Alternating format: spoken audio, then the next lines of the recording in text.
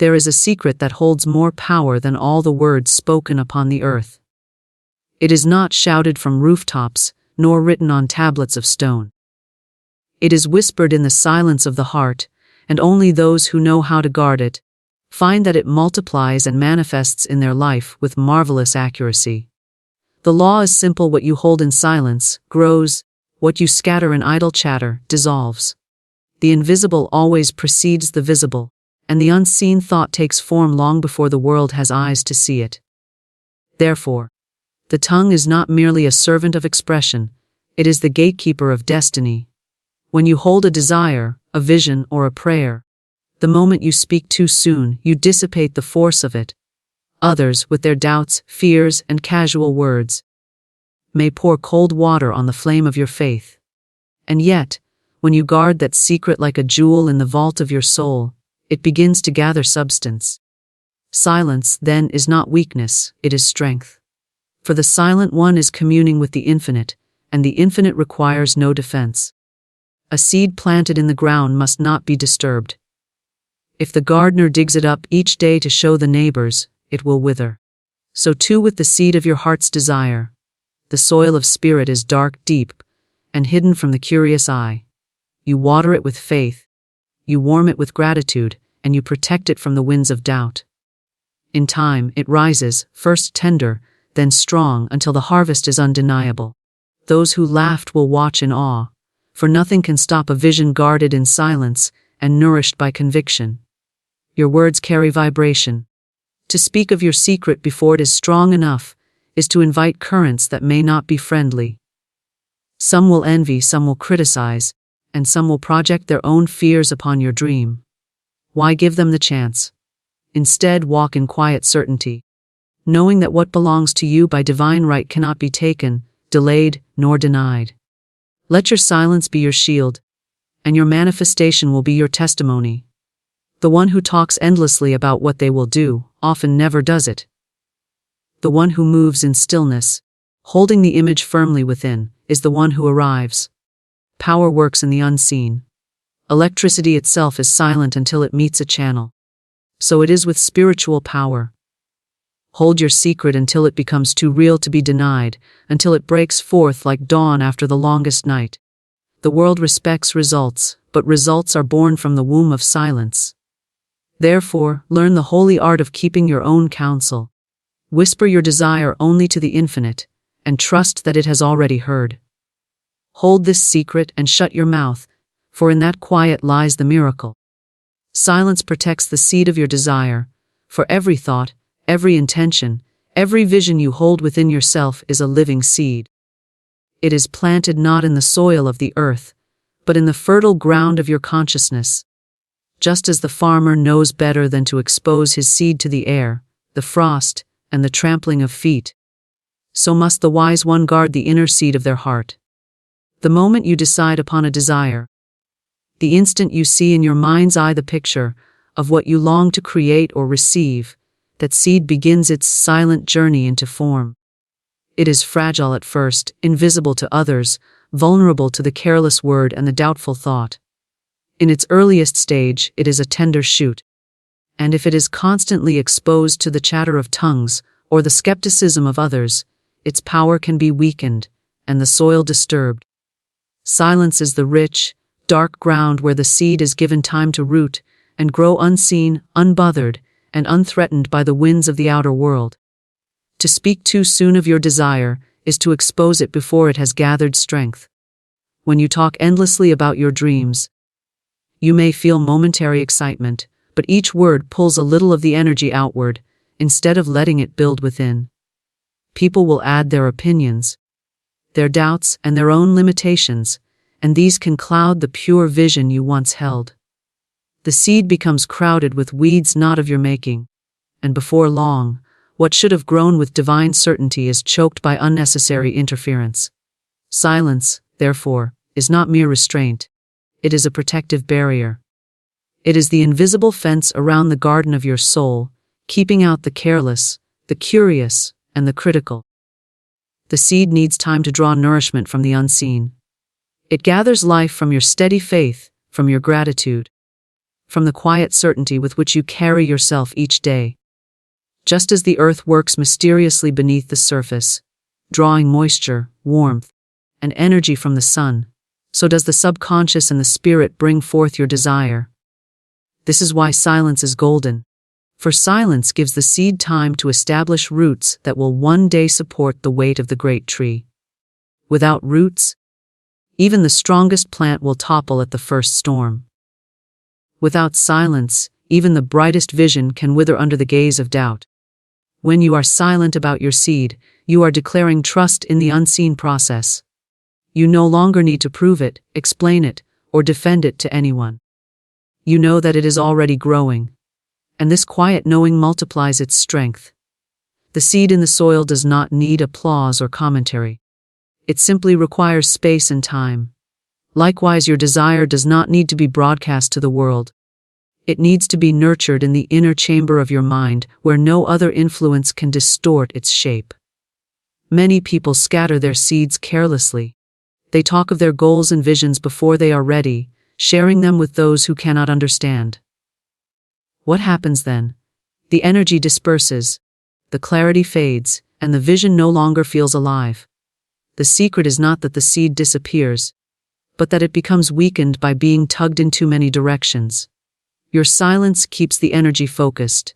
It concentrates the light, the warmth, the nourishment all in one place, ensuring that the seed has the best chance to sprout strong and whole. Think of how nature hides her processes. The butterfly forms its wings inside a closed cocoon, unseen by human eyes. The child grows in the secret darkness of the womb, shielded from interference. The diamond forms in the silent depths of the earth, under pressure and heat, hidden from the surface for countless years. Every great manifestation begins in silence, protected from premature exposure. If nature knows to conceal its treasures until they are fully formed, should you not do the same with the treasures of your own heart? Silence also preserves your energy. Words are powerful, but when scattered carelessly, they can drain you. To talk of your desires too soon is to give away part of your creative power. You may feel that by speaking you are affirming, but often you are simply dispersing. True affirmation happens inwardly, through thought, visualization, and belief. It is the steady heartbeat of conviction, not the restless chatter of explanation. Silence holds the energy close, compact, and potent, until it bursts forth into visible form. There is a strength in being still and knowing. Others may question, they may push, they may wonder why you remain quiet about your plans. But your silence is not emptiness, it is fullness contained. It is the wisdom of waiting. The tree does not rush to display its fruit in the first week of planting. The flower does not open its petals before the bud has gathered enough life. You too must allow your seed the dignity of time and the shield of secrecy. This is why silence protects the seed of your desire. It is the invisible guard, the unseen wall. The quiet strength that holds the dream safe until it has grown strong enough to be revealed without fear of withering. Just as a mother protects her child in the womb, so must you protect the seed in your soul. Silence is the womb of manifestation. It is the chamber where the seed draws life unseen, where it develops its form, where it grows in power until it is ready to emerge. And when it does, no word of doubt, no look of disbelief, no careless comment from another can undo it, for it has already taken root, already risen, already claimed its place in the visible world. Words carry vibration that can weaken or strengthen your vision. For every sound that leaves your lips is more than mere speech. It is a current of energy, a wave set forth upon the unseen, rippling out into the substance of life. The vibration of a word is like a tuning fork that calls forth either harmony or discord, depending on its tone, its intention, and the feeling behind it. To speak is to release power, and that power does not vanish. It creates, it attracts, and it shapes.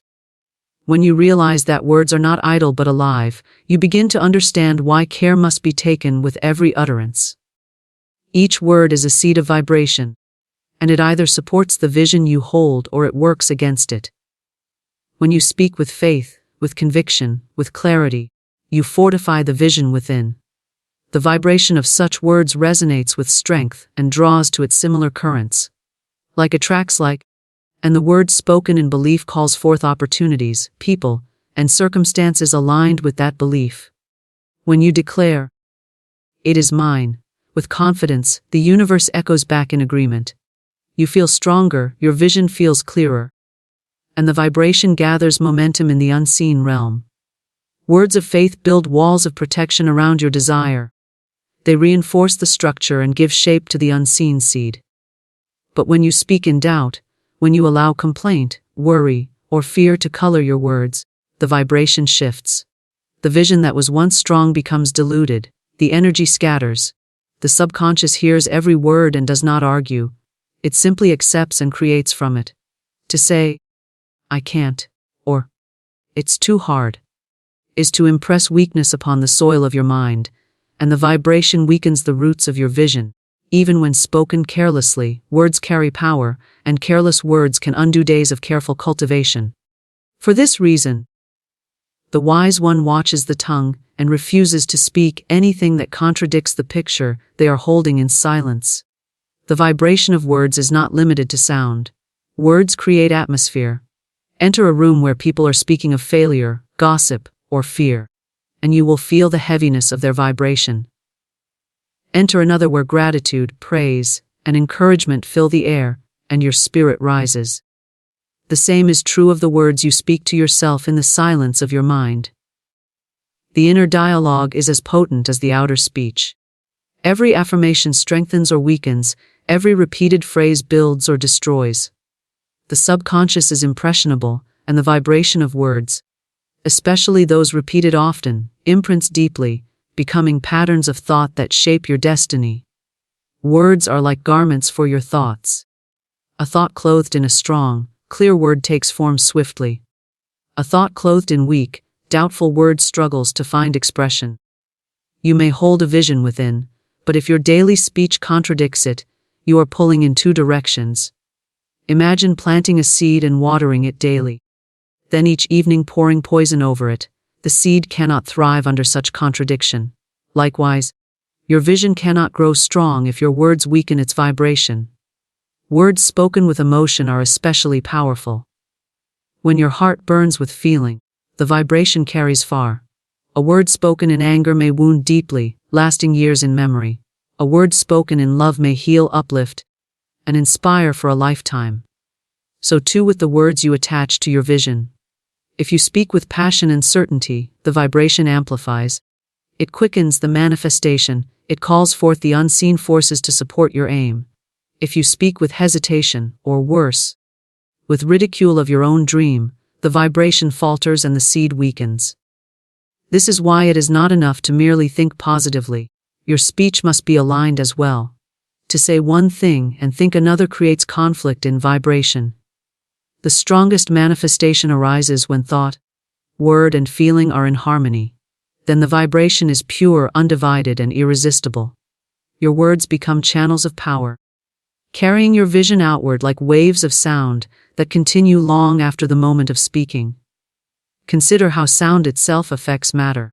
A glass can shatter from a note held at the right pitch. Sand will form patterns when subjected to vibration. Water responds to tones, shaping itself according to frequency. If the material world is shaped by vibration, how much more is the subtle world of thought and spirit influenced by the words you speak? Every word is a vibration entering the invisible substance from which form is made. Speak of lack, and you align with lack. Speak of abundance, and you align with abundance. Speak of fear, and you call fear closer. Speak of faith, and faith multiplies. The vibration of words can also linger. A single discouraging remark from another may echo in the mind for years, if allowed. But so too can a word of encouragement. This is why guarding your environment and the words you permit yourself to hear and repeat is essential. Surround yourself with uplifting vibrations, with affirmations that strengthen, with speech that aligns with your vision. Do not lend your voice to conversations that weaken. Do not repeat phrases that contradict your good, and do not give energy to words that carry decay. Every culture has long understood the sacredness of the spoken word. Blessings and curses alike are carried by vibration. A blessing spoken with sincerity carries light, while a curse spoken in anger carries darkness. Both are words, but their vibration determines their effect. Likewise, the words you speak over your vision are blessings or curses. Each time you affirm its reality, you bless it. Each time you speak doubt, you curse it. The wise one blesses their own desire daily with words of faith, gratitude, and certainty. To master your words is to master the vibration you send into the universe. It is to align the unseen forces with your vision and to ensure that nothing spoken weakens its power.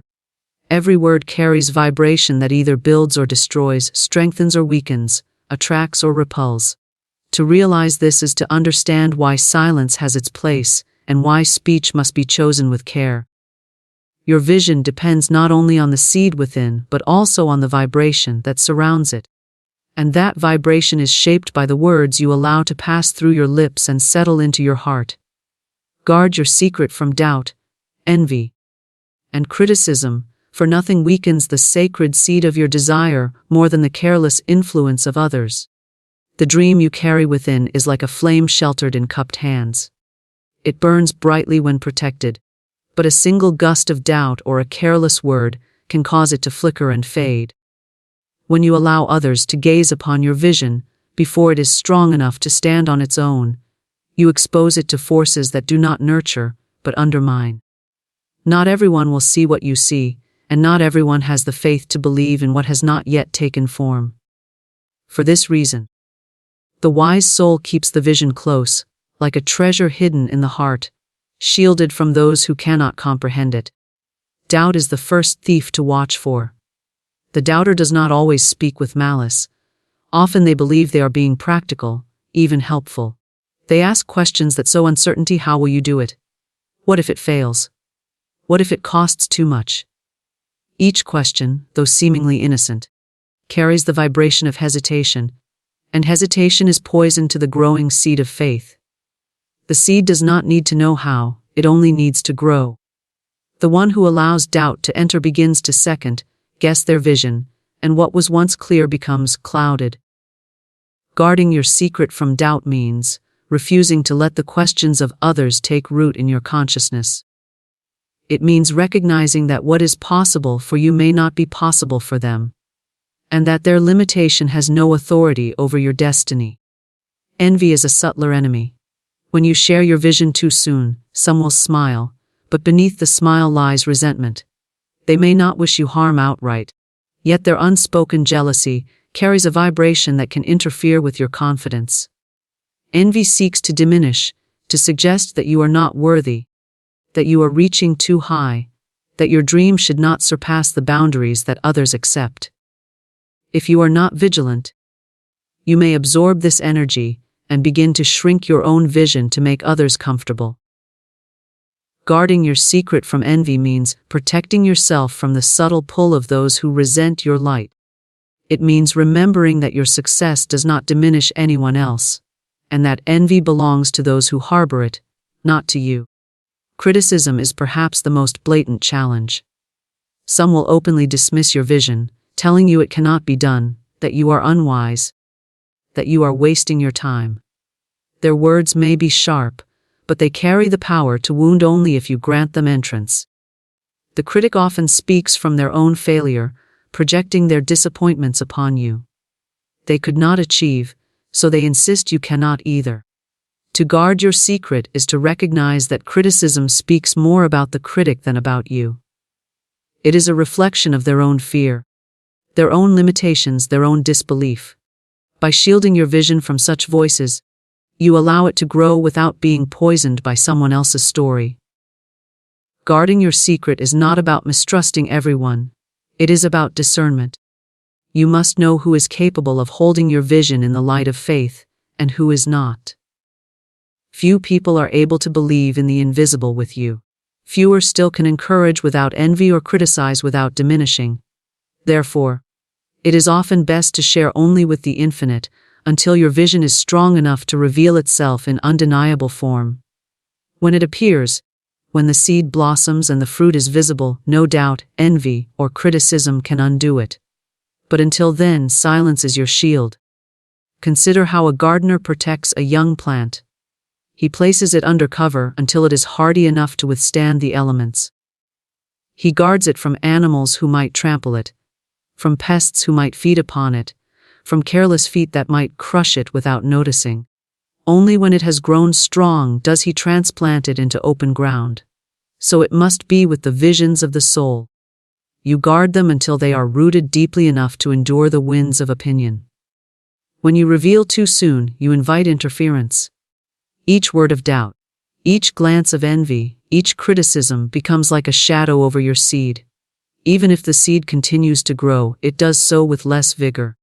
But when you guard it, you keep its energy pure, undiluted, and whole.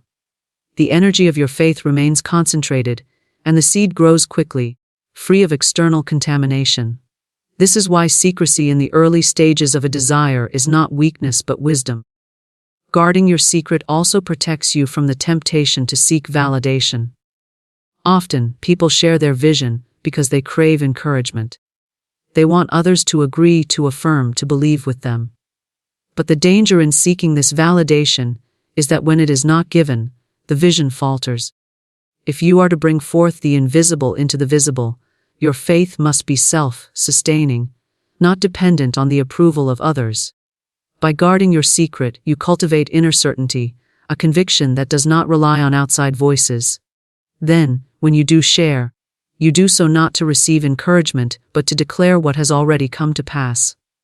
Envy, doubt, and criticism cannot touch the vision you refuse to expose. Their power is only as great as the access you allow. Words spoken against your dream have no entrance if you never open the door. Silence is a wall that keeps out the destructive forces of the world. Faith is the lock that seals the gate.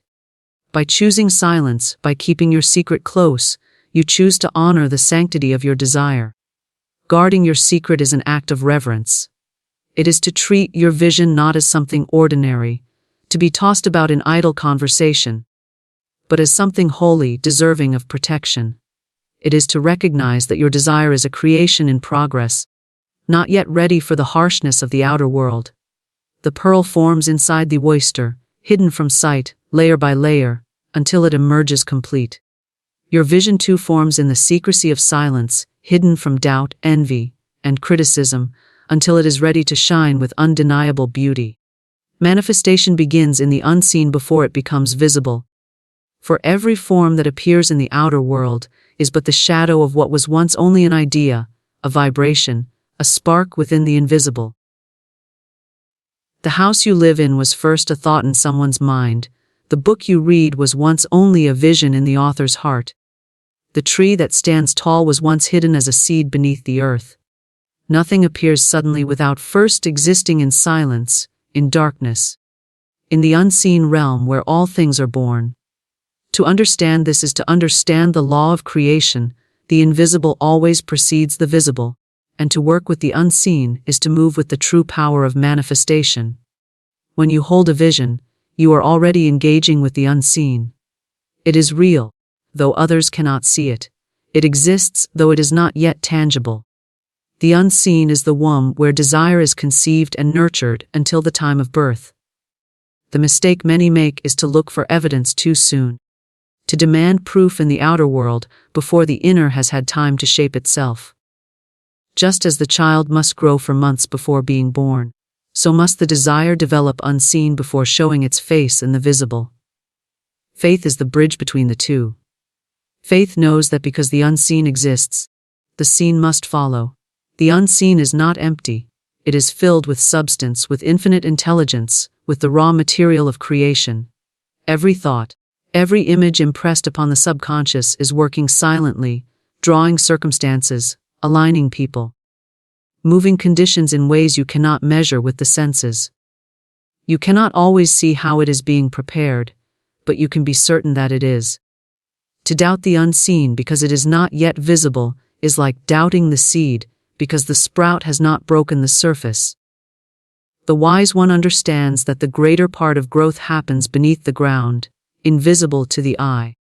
Manifestation does not begin when you see results.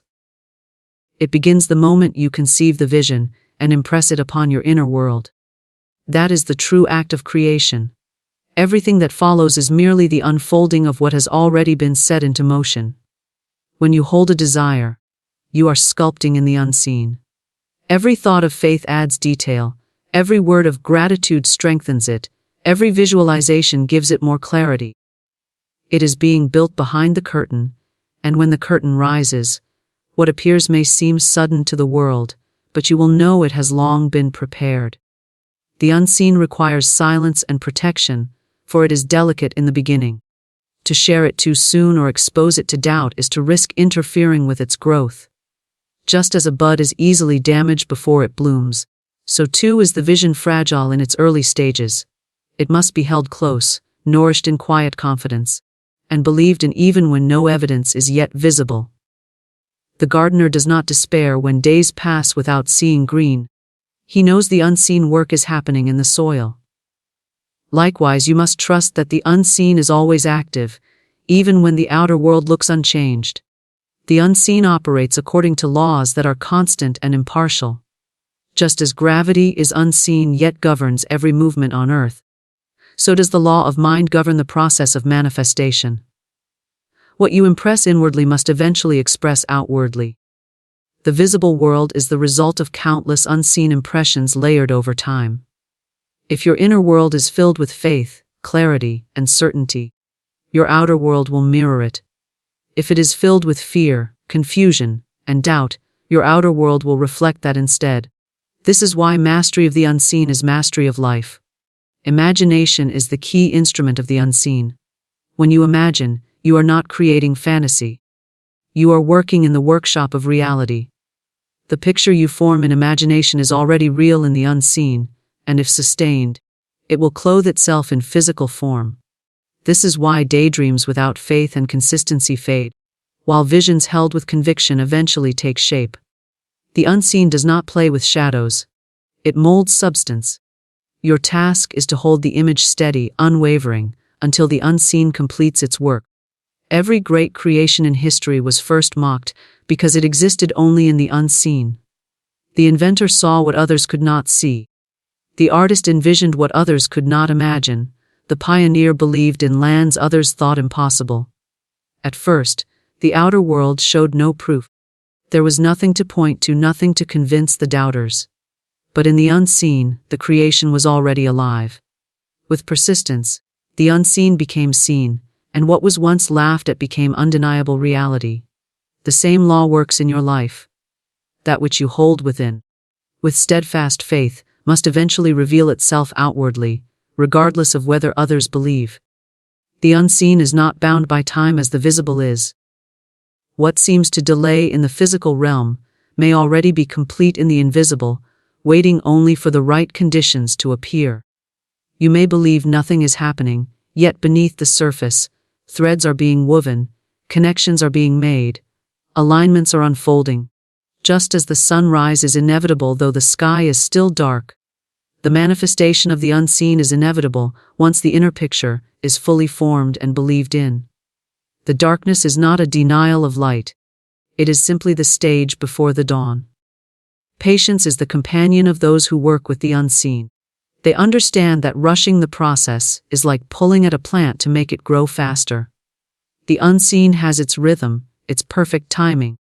When you trust it, you release anxiety. You no longer need to watch the soil constantly.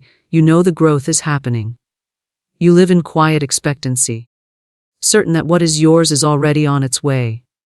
You treat the unseen not as possibility but as certainty. And this certainty is what accelerates the appearance in the visible. The unseen is also influenced by emotion. A vision held with cold detachment may linger, but a vision charged with joy, gratitude, and excitement gathers speed. Feeling is the magnet that draws the unseen into the visible. To imagine without feeling is to sketch without color, but to imagine with emotion is to paint vividly, so that the unseen takes form more swiftly. The universe responds to vibration, and emotion is the strongest vibration of all. To live aligned with manifestation is to live with awareness of the unseen. You understand that the outer world is not the starting point, but the result. You do not measure success by what your eyes can see today, but by the clarity of the vision you hold within. The unseen is the cause. The visible is the effect. To focus on the cause is to hold power. To focus only on the effect is to chase shadows. When you work in the unseen, you are working at the level where change is real and lasting. Hold your counsel. Results speak louder than talk. For words may stir excitement for a moment, but deeds and manifestations are the true evidence of power. To speak continually of what you will do, what you intend, what you dream of, is to scatter energy into the air. People may nod, they may encourage, they may even doubt, but none of their reactions create substance. Talk alone produces no fruit. The tree is not known by the sound of rustling leaves, but by the sweetness of its harvest. So too is the soul known not by promises or speeches, but by the results that silently appear from steadfast faith and action. When you hold your counsel, you conserve your strength. Every word spoken about what has not yet manifested weakens the focus, allowing the energy to dissipate into idle curiosity and unnecessary explanation. But when you remain silent, you keep the energy concentrated, like water held in a reservoir, ready to power the wheel at the appointed time. The one who speaks too soon gives away their power before the form has had time to solidify, but the one who holds their counsel builds a reservoir of unseen force that eventually overflows into visible manifestation. Silence, then, is not emptiness, it is storage of power. Results have a voice of their own. They require no defense, no persuasion, no explanation. When the manifestation appears, it speaks on your behalf with authority. No critic can argue with the harvest once it is in your hand. No doubter can refute the house once it is built, the book once it is written, the dream once it is embodied. Talk invites debate, but results end all debate. Results shine with a clarity that words cannot match. To live in such a way that your results speak for you is to walk in quiet strength, knowing that nothing is proved by noise, but everything is proved by manifestation. Holding your counsel also protects you from those who would drain your vision with their questions, their envy, their criticism. The more you talk, the more opportunity you give for others to inject doubt or to weaken your conviction. But when you keep silent, they have nothing to grasp, nothing to resist, nothing to attack. They are left to wonder, and wonder is powerless compared to certainty. Your silence keeps your vision hidden until it is undeniable, and by the time they see it, it is already too late for their doubt to interfere. There is wisdom in moving quietly. The greatest changes often happen unseen, unnoticed, until they burst forth with undeniable force. Rivers carve valleys not with noise, but with steady persistence. Stars are born in the silence of space. A pearl grows in the hidden shell of an oyster, layer by layer, until one day it is revealed in beauty. Likewise, your results grow silently when you hold your counsel, gathering strength until they shine so brightly that all must acknowledge them. The one who constantly talks of what they will do often becomes trapped in their own words. They enjoy the admiration of others for their grand plans, but the admiration fades when no results appear. They must talk again, promising new things, always speaking, seldom delivering. Their energy is spent in appearances rather than substance. But the one who holds their counsel speaks little, works much, and reveals only what is already completed. Their words are few, but their results are abundant. They do not need to declare their power, for their results reveal it. To hold your counsel is to trust the process of manifestation more than the opinions of people. You no longer seek validation from others. You no longer need to convince anyone. You know that your work with the unseen is enough, and that in time, the results will show. This removes the weight of explanation from your shoulders. You live in quiet faith, and your results speak as your testimony. People may doubt your silence, but they cannot deny your results. There is a dignity in withholding speech until the moment of revelation. The sculptor does not invite the crowd to watch while he chips away at the marble, enduring mistakes and rough edges. He works in silence until the form is complete, and only then does he unveil the statue. The crowd gasps not at his words but at his results. So too must you work in silence, refining, shaping, strengthening your vision until it stands complete. Your unveiling will require no speech, for the results themselves will proclaim what you have accomplished. Holding your counsel strengthens your relationship with the infinite. Instead of scattering your desire in idle talk, you bring it inward, speaking only to the higher power that alone has the authority to bring it forth. Your prayer is your speech, your silence is your faith, and your results are your proof. You no longer depend on the approval of others, for you have placed your trust in the unseen law. You live by principle, not by chatter. And in living this way, your results carry a sacred authority that words could never equal. Results carry permanence that words do not.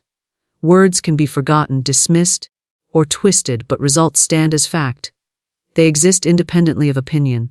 A harvest in your hands is undeniable. A manifestation in your life is irrefutable. It requires no explanation because it is self-evident.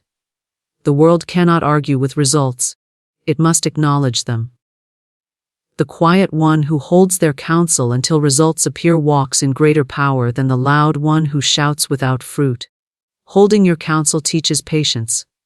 It teaches you to trust timing, to allow the unseen to work without interference. You learn to resist the urge to announce, to prove, to seek validation. Instead, you let the results grow in silence, knowing that when they appear, they will speak for themselves. This patience strengthens you, for it teaches reliance on inner certainty rather than outward approval. You find peace in knowing that the results will arrive in their season, and until then, silence is your ally. There is also protection in results. Words may stir envy or provoke criticism, but results cannot be undone by these things. Once the manifestation is visible, no amount of doubt can erase it. It exists, it stands, it testifies. Holding your counsel allows your results to arrive fully formed, strong enough to withstand whatever opinions may come. When they appear, they do not need defense, for their very existence is defense enough. To live by this principle is to honor the power of action over talk, of manifestation over promise, of silence over noise. You become one who builds rather than boasts, one who produces rather than predicts. Your life becomes a testament to the truth that results carry their own voice, and that this voice is louder, clearer, and more lasting than all the talk in the world.